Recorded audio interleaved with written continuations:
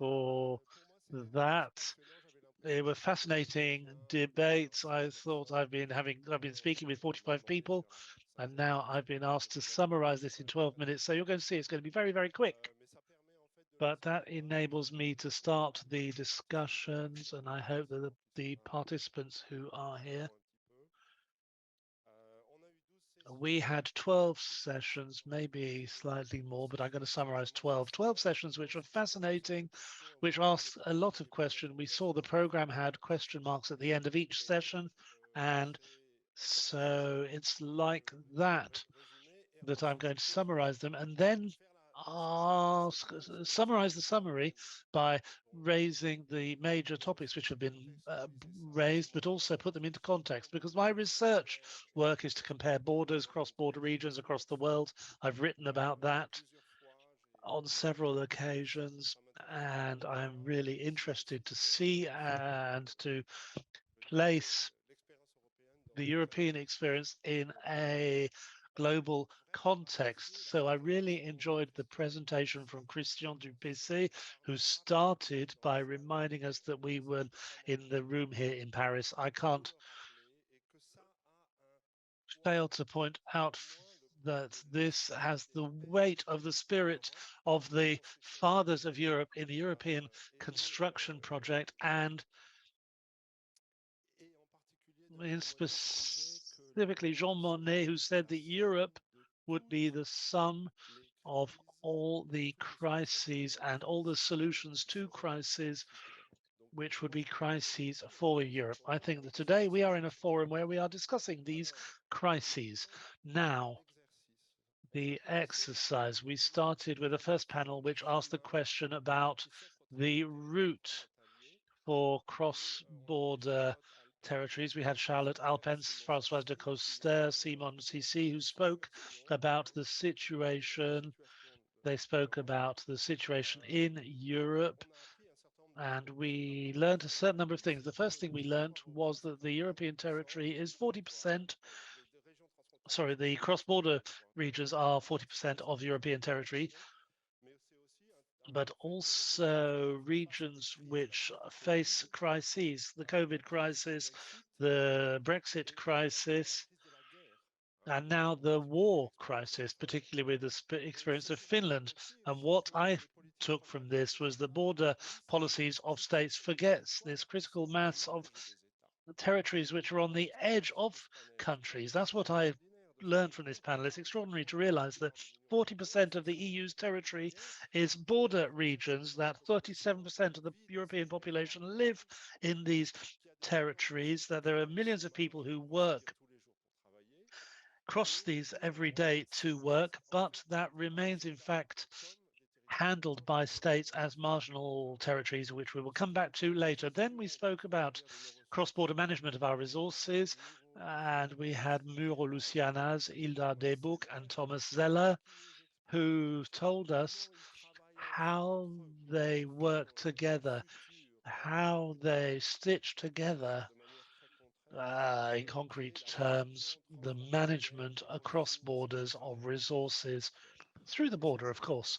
And this is a fact which depends on the capacity to work together. This is a fact which depends on this capacity to structure local actors together across borders. And this is a fact which depends as well on the ability to escalate. You see this theme which comes back, in fact, the role of the state. And then we speak about energy transition. Do the cross-border regions, are they champions of this? And what we find out here is once again the same idea as the cross-border Europe is organized. There are a certain number of things which are done, but I can't forget what Tikene Bouvis said from the Hydrogen Network Zealand, who said clearly that the main problem which his company faces frequently is regulation, both in consumption, but as well of markets.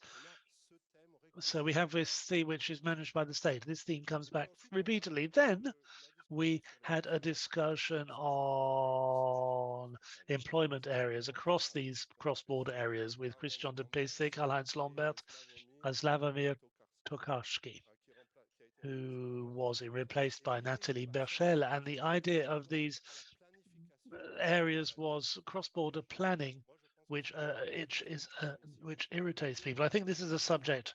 As soon as you want to plan something, we have problems internally. Sometimes we have problems across the border or even across these borders because it irritates people because people are faced with uh, the policies and legal systems of states, but as also European policies, which needs to take in account a significant diversity of very diverse situations across the union, and which sometimes are not as clear as all of that for local players, for people working to stitch this together. Public services is another example that we mentioned yesterday. We had Gilbert Chou, Pavel Bronda, and Louis Delvuven, who spoke to us about this idea of public services across borders. And the thing that I think was fascinating was that we have examples of trams, we have examples of buses. Remember, I'm sure you do. But the problem, in fact, is the difficulty of political economy, I think. It is to decide where the border stops. And if these cross-border services clearly go beyond the work area, the employment area, or the areas where people live, are these services for residents or non-residents? That is the start of a definition of a territory to a certain extent, and how it's financed too. And then the last panel we had yesterday was on crises in Europe with interventions that I found very, very striking from Daniel Carm, Victor Sidorovsky, Maria Angeles Elosa Zubira, from Beatrice Godefroy and Lori Aniadzari and Gabriela Staskiewicz, who is the mayor, the lady who was mayor of a town in Poland. And now to summarize the question of size needs to be asked. The question of a crisis of solidarity, a crisis with problems of migration, depending on how we understand that. The fundamental role of cities in receiving and welcome marginalized populations on the move, and policies. And Zari has spoken about violence, which was difficult to hear and reminded me of things which exist across the continent, of course, and preparation, insufficient preparation of states and local of different players in coordination. In Canada, we have carried out studies on this. An example has been given. We carried out studies on the role of the local level in the welcoming of populations on the move, and we realized that all the services or immigration services, apart from the police, are services which generally are managed locally. So if we do not work with urban government, if we do not work with urban actors in Canada's major cities, we do not have the capability. The federal state, local states do not have the capacity to do this. And today the conference began with a presentation on Coter by President Nathalie Sarabozeles, followed by a debate on the independence and imbalances across borders. What the three people who spoke to us during that one, Christophe Schnodingel, Queen's Belfast, Katie Hayward, to David Back, from Greater Copenhagen, showed us how the reappearance of borders because of COVID, because of the migration crisis, posed a number of problems across these cross-border regions. And in fact, the role of states in this is disturbed by the examples of these regions who work together. What we see is a number of solutions which are questions at the same time, a need for greater flexibility in policies, in the alignment of public policies across the region and the border itself, public policies across territories, for example, which question clearly those who are concerned by the defence of sovereignty, that needs to be considered in the context of local requirements as well. So what are the new models of governance? If we disturb the state models of governance, we were spoken, I thought it was very interesting, about the Treaty of Aix-la-Chapelle, Aachen, with Sandra Gauzy, Philippe Voiry, Ben Bendenberg spoke to us about their work, how they work together, how they understood this Treaty of Aix-la-Chapelle, which was a model of governments between two countries, between France and Germany, the second treaty following the Second World War, which was able to adapt a governance structure where local players across European groups, the GeoCities, but also through the presence of parliamentary members in their committees and a representation of ministers too, enabled to a certain extent the creation of multi-level governance. It's the idea that we discovered during the second panel where we spoke about escalating information to create structures which enabled us to do that. But the problem of the treaty in question, the Aix-la-Chapelle Treaty, is that it poses a fundamental question. The concrete capacity of such governments, multi-level governance, to take decisions. Are the decisions taken at committee level? And then to solve cross-border problems, regional problems, not just to use them as a stairway from bottom to top. So there's a problem, and the European Commission had no representative in this room when this committee met. But Belgium, Luxembourg, and Switzerland are entitled to take part. Then, so what long-term alliances should be built in favor of the green transition? We heard very interesting things with Jean Rotner, Damian Cortinas, and Anna Kenner-Kolb, who spoke to us about this environmental transformation. And I thought the example of Geneva was completely fascinating because it suggested an institutionalization in the relationships between this cross-border region, but also identified a number of subjects which are quite difficult to manage. Nevertheless, Damien Cortina spoke to us about an accelerator. He spoke about decision making that was done very quickly. And I think that this is an interesting question to be discussed because in the context, in the situation of a crisis, can we, to a certain extent, give local actors a quick voice to take decisions and implement them? That goes beyond what we said. We speak more about examples, exemplary behavior. We'll talk about that during the debate. Organized to face environmental and climate emergencies. That was one of the last panels that I'm going to raise with Xavier Pelletier, Iana Svetanova, and Gaetano Vivo. And here we see to a certain extent that prevention of catastrophes, you all remember it because it was just an hour and a half ago. In fact, they require cross-border partnerships because clearly nature doesn't care about administrative borders and state borders. Animals have different ways of living, fauna move across regions and so on. And we know with COVID, it's very effective to close borders. We'll speak about that again, I think.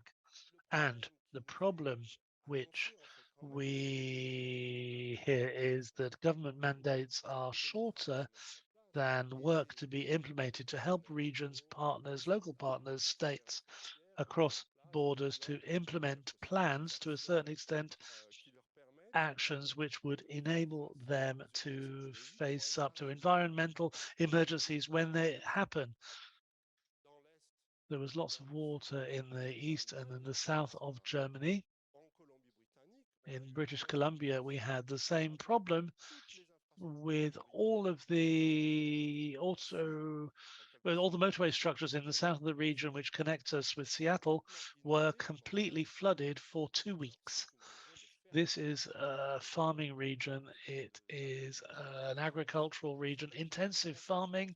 Can you imagine the consequences for the entire province? 4.5 million inhabitants who were cut off to a certain extent from their neighborhood and the United States for 2 weeks, with the results.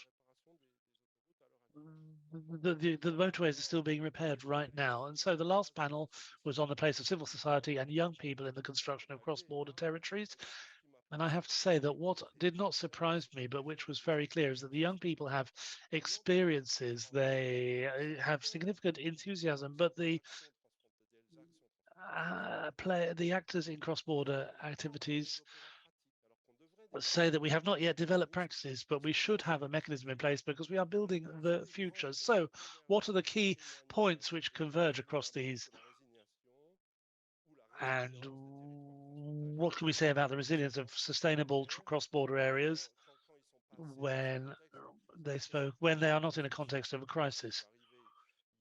When I arrived yesterday, the first thing I could see is that the context has been addressed, even though the crisis is continuing. In fact, I even wonder if we should not question again the crisis. COVID is going to happen again. But the COVID crisis has happened. Brexit has happened. As far as I can tell, we are managing to move forwards now. So coming from Canada, it strikes me to see that it has to a certain extent been the case. But all of the speakers, everybody spoke about it. The states closed their borders in times of crisis, mobility, crisis, COVID.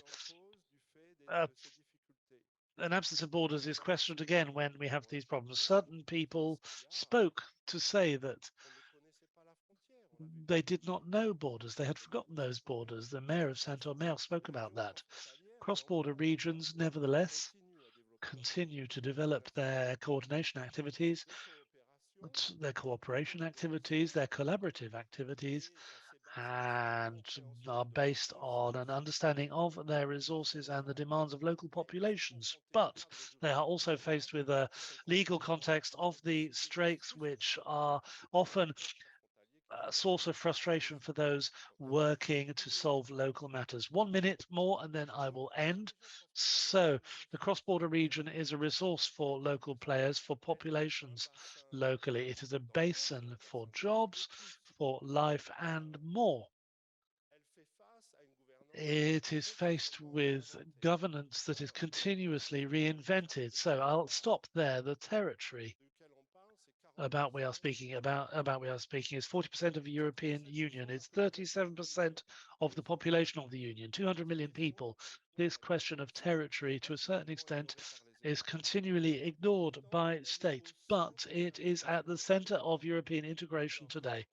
So when we compare that with everything I know about international studies, what I can say we find here is that the African Union, the United Nations Development Plan, the south of China, the work Mercosur, all of them speak about economic integration across borders as a driver for economic development. I know that this is a debate in Europe which is criticized, but debates that we have heard today about cross-border regions have not spoken much about economic development, but we speak about solidarity, territorial solidarity, local solidarity with populations who are not from the European Union. So it does, to a certain extent, pose a different question. To facilitate this sort of integration may be at the heart of Europe's future. So my question for our speakers today is to understand, why should we continue to consider these territories as marginal? Are they not, quite the contrary, a representation at the heart of the European construction, and the Treaty of Aix-la-Chapelle, maybe perhaps slightly beforehand, questions the operationalization of solutions? How do we address that to go beyond this treaty to a certain extent? Thank you very much. Thank you very much. I invite you to join us here with your microphone, and I will now introduce our other speakers here.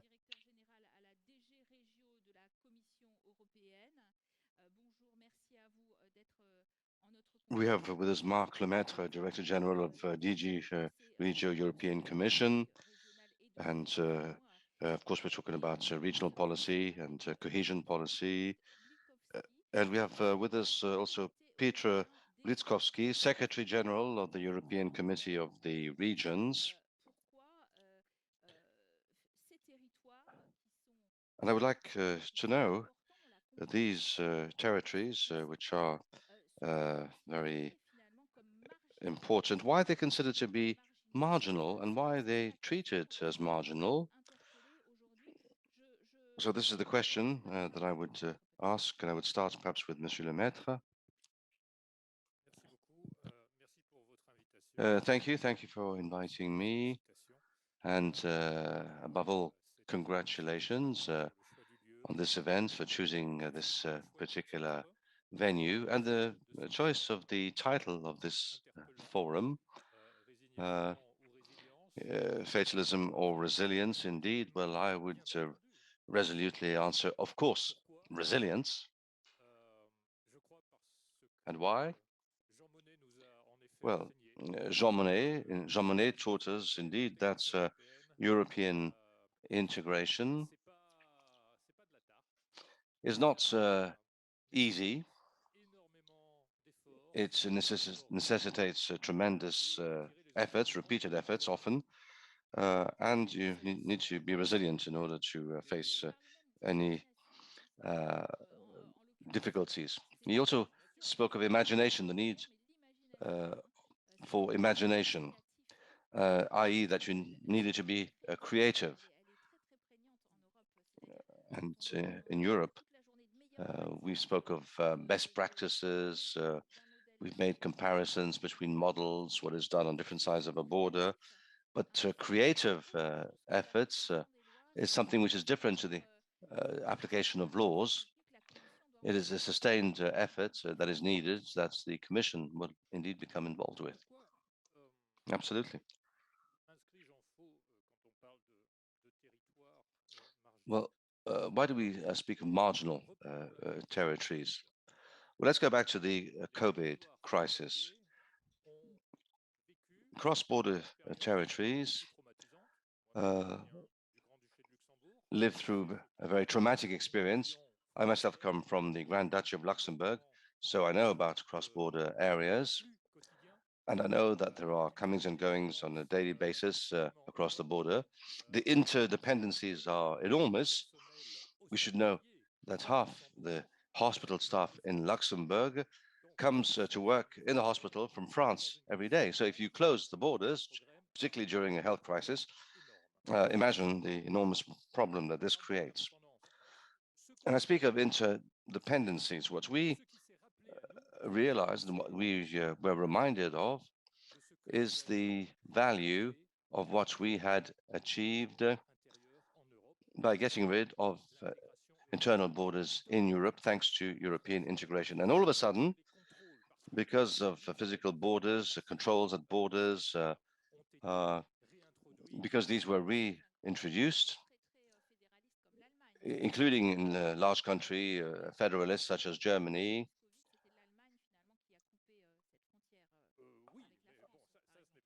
and they shut down the border with France. Yes, well, that's not necessarily a surprise, because when a decision is made in the capital, in Berlin, in this particular case, you don't think about all these specific situations along your borders. So there was this reflex, a defensive reflex, to withdraw behind your borders, and this reminded us of the decades that it took to integrate Europe and how precious this was, but also very fragile, as was the European construction, even if some people, until the COVID crisis, had never known what borders were within the EU. So why should we talk of marginal regions? There's no reason for this.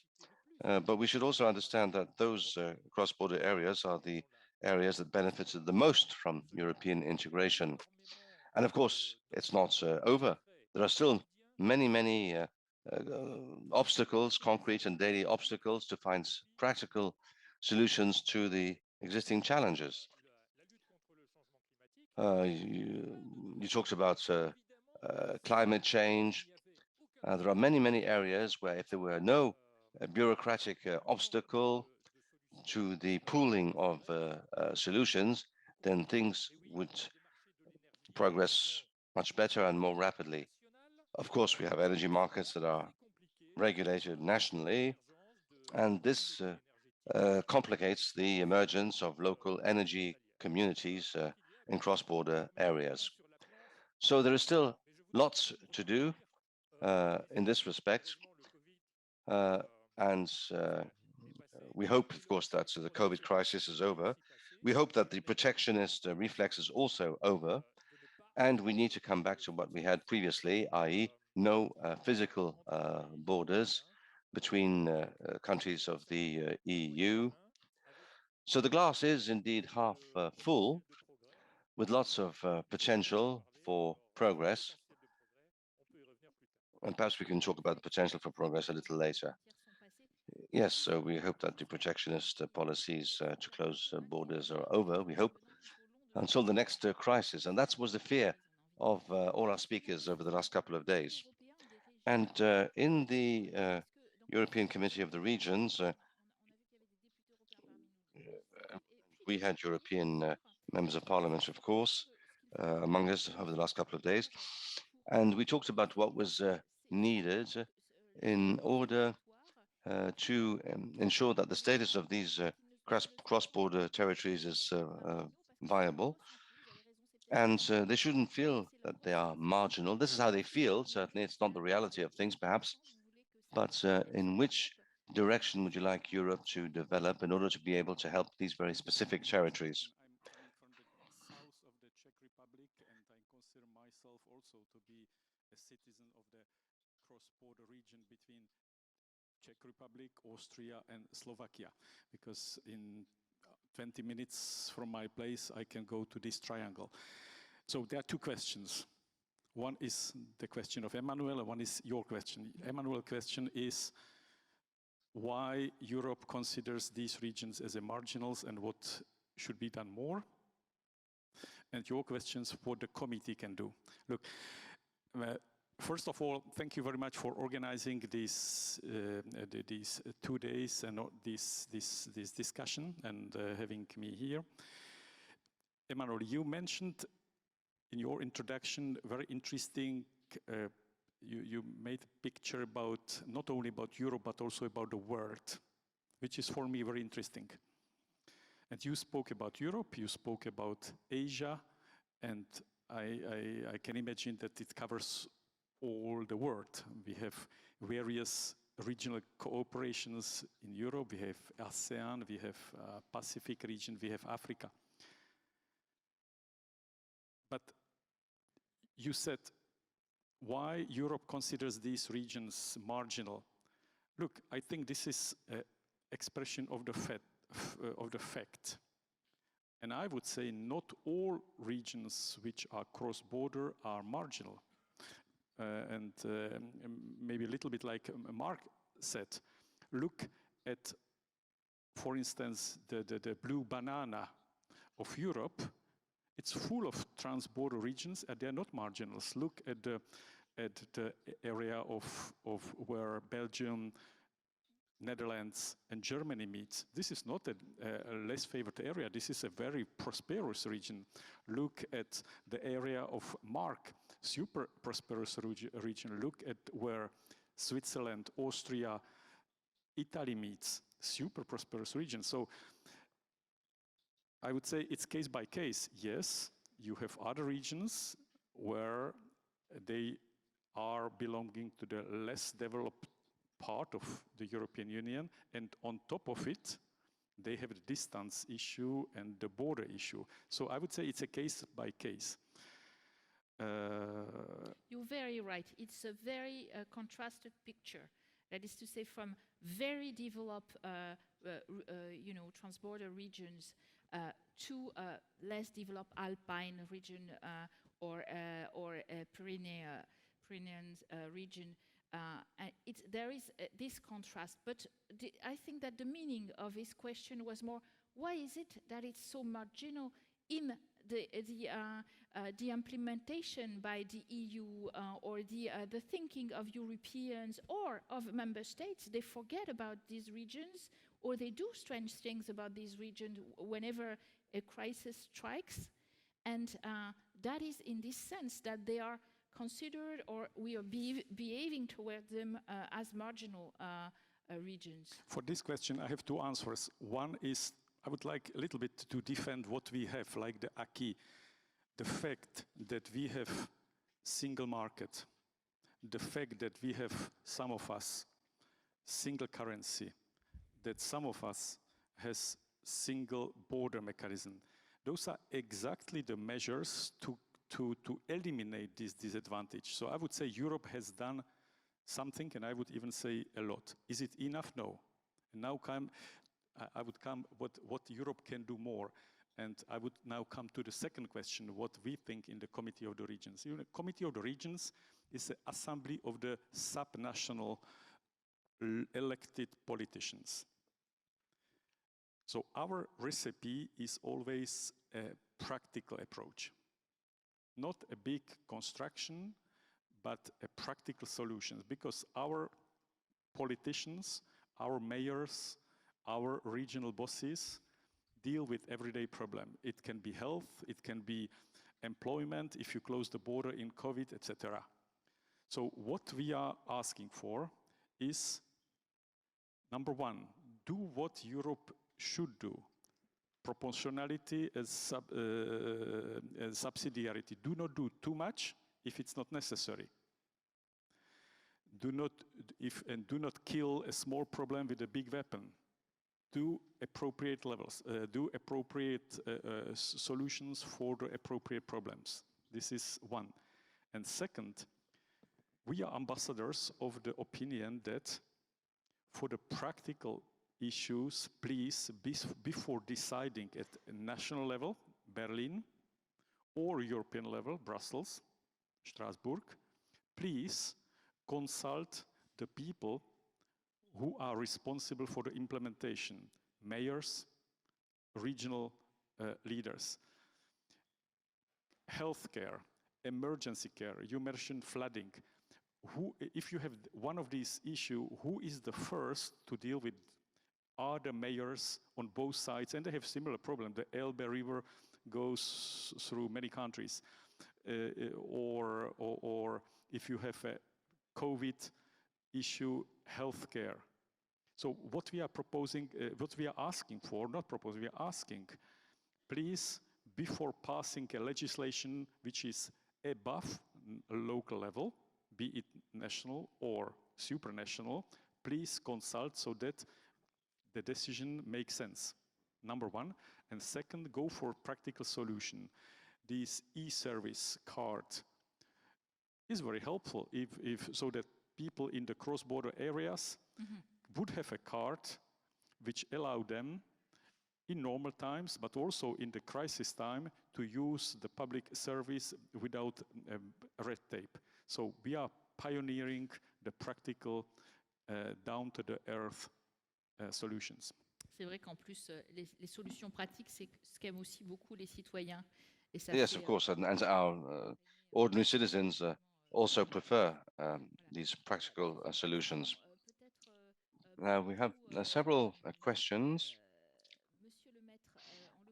Monsieur Lemaître, de représentants transfrontaliers au sein d'organismes transfrontaliers par les citoyens de ces espaces. Elected representatives within cross-border organizations.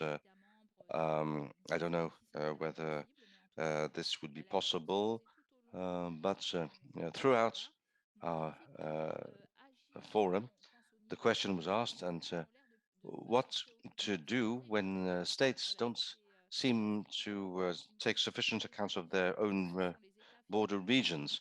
So the final analysis, perhaps it's national governments that's not sufficiently concerned about their border regions.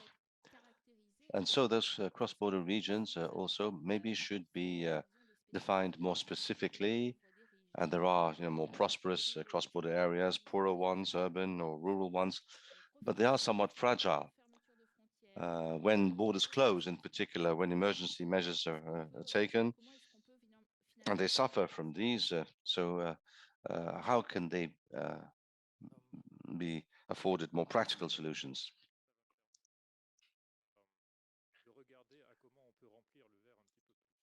Well, I said that the glass was half full originally. Let's try and fill it a little more even than half full. I think that we should understand that the European Union is made up of member states. So the decision-making process regarding common rules will continue to be dictated by the fact that national representatives of the countries bring something to the table and make proposals. And also, we know that even in very federal states, we also know that it's national governments, of course, who actually provide the direction to take. It's very difficult with 27 countries to agree on an objective by 2030 and then decide what each country should do in order to achieve that objective. And then, of course, we have subsidiarity. So concretely, how should this work within the different states? But it is within that context that we need to take into account of all territories and all their potential, and not only think about the national territory. And I believe due to the major advances due to European integration, I arrived from Brussels this afternoon. I wasn't asked anything. I wasn't stopped at the border or anything, or asked to show my papers. Thankfully, it was a breeze, I have to say. I got on the train in Brussels, and I got off the train here, and no controls whatsoever. So this is a sign of major progress. And also, we talked about it, a single currency. We remember the situation before 2002. So the first problem that we had at the border is that you had to change your money into the local currency. We don't have to do this anymore. And I would say that what we've achieved is quite magical in Europe. Having said that, there are, of course, many things that could be improved. And I'm sure that over the last couple of days, several examples have been given.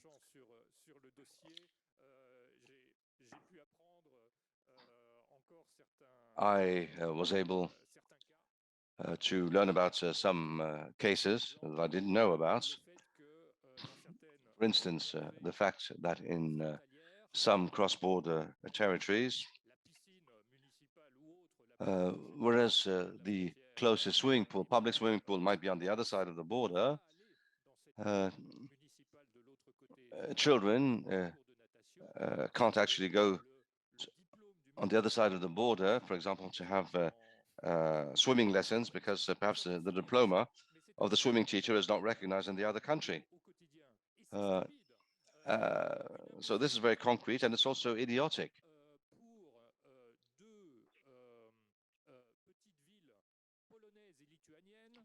Two small towns on the border between Poland and Lithuania could work together on their water distribution system, but they can't do this because there are no national regulations that are compatible on both sides. So they can't pool their resources, and yet the partner on the other side of the border would be their natural partner in order to do this. Let alone, of course, examples that we can give during the COVID crisis, where healthcare could have been made available much more quickly if the patient could have been transported to the other side of the border, rather than having to go to the closest town where there was a hospital in the original country. So I think that's This illustrates what we need to do. We need to identify concrete cases, and we invite everyone. You mentioned ordinary citizens and the importance of their involvement in this. We invite ordinary citizens and local authorities to raise these concrete cases and problems with which they are confronted, to look at initially the origin of the generally legal difficulties, and then to suggest possible answers. And sometimes, of course, the answer has to follow the national legal framework, but the fact that there are these very illustrative examples can help to change mindsets and to help that within our capitals, those topics are not neglected. I'm going to preach on behalf of DG REGIO. What is very helpful in order to make those cross-border areas priority areas is that in the major projects which are tendered in terms of structural and cohesion funds,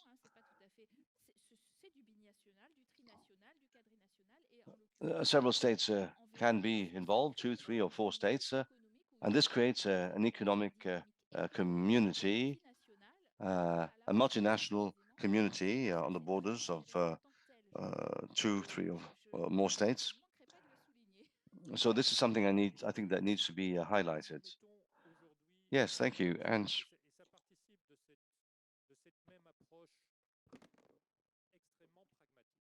we're talking about a practical approach, of course. And in concrete cooperation programs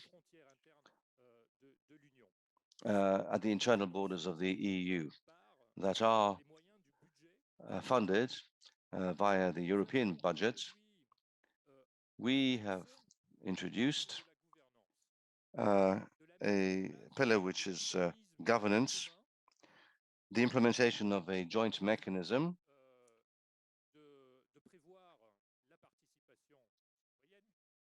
that would enable citizens to truly be involved, and young people, of course, who are always much more open, much more innovative. And we are convinced of this, and it's our great hope.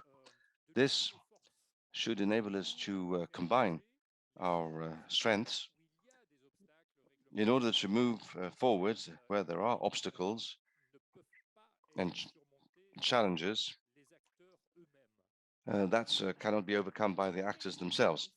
So to conclude, this is the concluding table round. I would like perhaps in a very few words, let's take the road towards what indeed in terms of these cross-border areas. Where are we going, perhaps, as a conclusion? Well, the 3 key words for me would be, first of all, the cross-border areas as being laboratories to help with the development of Europe, as an experimental ground. Secondly, in terms of governance, we should involve the local players who have to implement decisions made higher up the hierarchy. And thirdly, we should give regions more autonomy, cross-border regions autonomy for practical issues. Thank you for that. I would also ask for your conclusion. Let's take the road towards what? Well, I would say we need to reinforce local democracy. We need to work with regions increasingly. In social sciences, we've seen this even at the borders of China or in Latin America, is that cross-border regions where the populations are best represented are those where there is more development. What I find quite extraordinary here is the solidarity. I think there was an amazing uh, awareness in Europe and greater solidarity, which is not shared by everyone.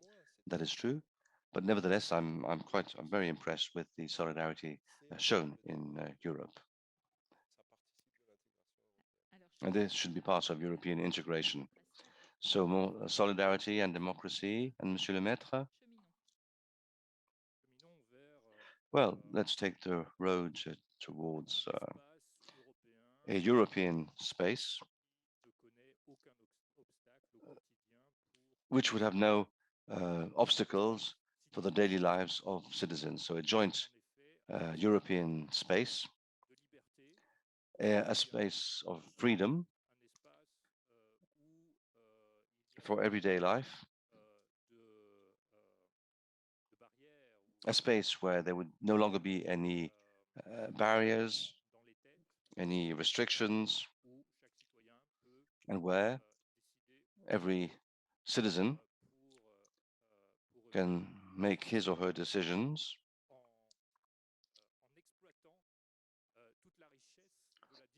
by using the vast variety, of course, of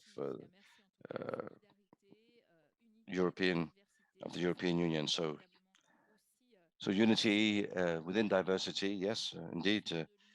This is also the mantra of cross-border regions, not only of the EU. And perhaps I can call Christian Duplessis, perhaps for a final word, who is president of the MOT, Mayor of Annemasse, president of the Metropolitan Pole of the French Genevois. Perhaps for a couple of words to thank you all for these last 2 days. And thank you so much. And perhaps a few words, because I'm not going to repeat the summary made by our 3 guests. But after 2 days of such important work, I would like, on behalf of the organizers, to thank all the speakers. Thank you to our moderator, of course, too, and our partner, the Commission, the European Committee of the Regions, the ESPON program, France 24, Media Monde, Respublica, and also the interpreters and our technicians in the Cité Universitaire. And of course, I would like to thank the MOT team at the heart of this organization. And thank you all for having followed here in Paris or remotely these 2 days of this Borders Forum. I'm not going to summarize these last 2 days, but we talked about marginal territories, not marginal territories. My feeling is that for 2 days, we've been talking about the heart of a European project by explaining what really happens in the cross-border living areas. And you have mentioned solidarity, laboratory experiments, innovation, simplification, youth.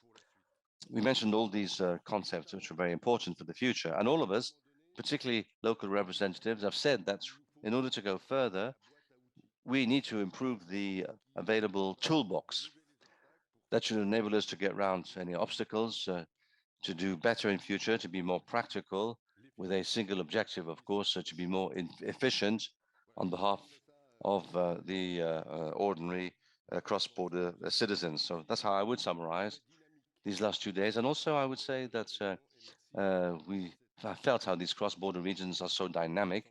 And thank you for your enthusiasm. So today, yes, let's take the road forward, but perhaps we could move forward a little bit faster. How much better that would be. Let's increase the pace. So thank you, and I invite you to Saint-Sébastien-Bayonne for our General Assembly on the 4th and 5th of October of this year, and I'm sure there will be a third Borders Forum in 2024. So thank you all. and I wish you a safe journey home. Thank you so much. Bye-bye. Merci beaucoup. Vous repartez avec. Thank you. Well, you're leaving with your toolbox, but not with your headsets, please. These are very useful tools, but that you shouldn't take home. So thank you very much, and goodbye.